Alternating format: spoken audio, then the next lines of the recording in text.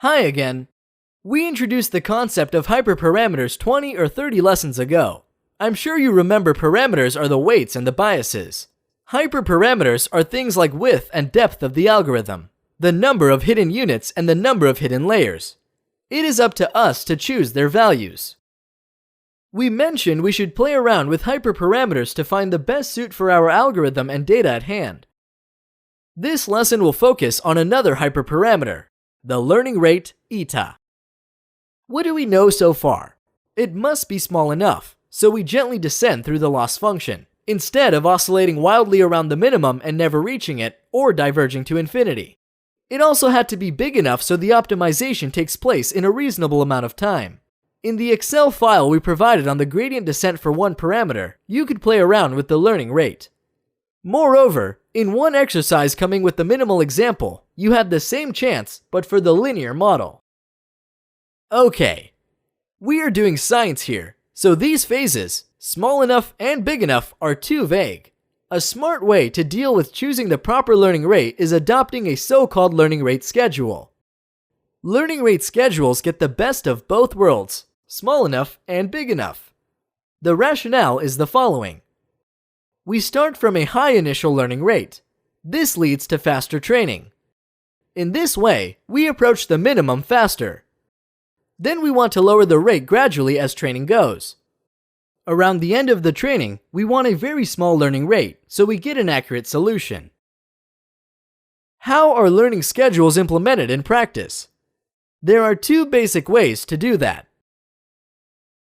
The simplest one is setting a predetermined piecewise constant learning rate.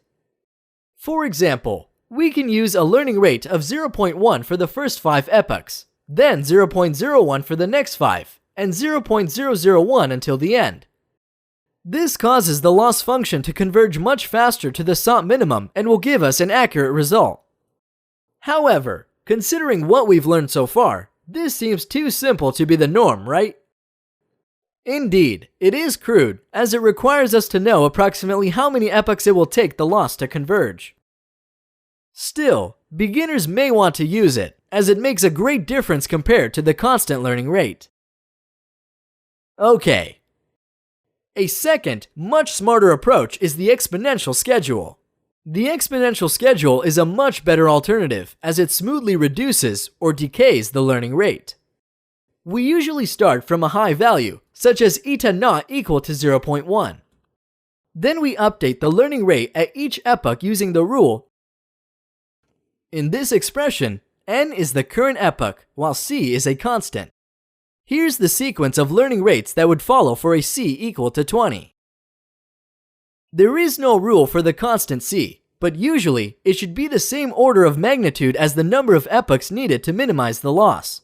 For example, if we need 100 epochs, values of c from 50 to 500 are all fine. If we need 1000, values from 500 to 5000 are alright. Usually, we'll need much less, so a value of c around 20 or 30 works well. However, from my personal experience, the exact value of c doesn't matter as much. What makes a big difference is the presence of the learning schedule itself. C is also a hyperparameter. As with all hyperparameters, it may make a difference for your particular problem. You can try different values of c and see if this affects the results you obtain. It's worth pointing out that all those cool new improvements, such as learning rate schedules and momentum, come at a price. We pay the price of increasing the number of hyperparameters for which we must pick values. Generally, the rule of thumb values work well, but bear in mind that, for some specific problem of yours, they may not. It's always worth it to explore several hyperparameter values before sticking with one. Okay, this will do for now. Thanks for watching.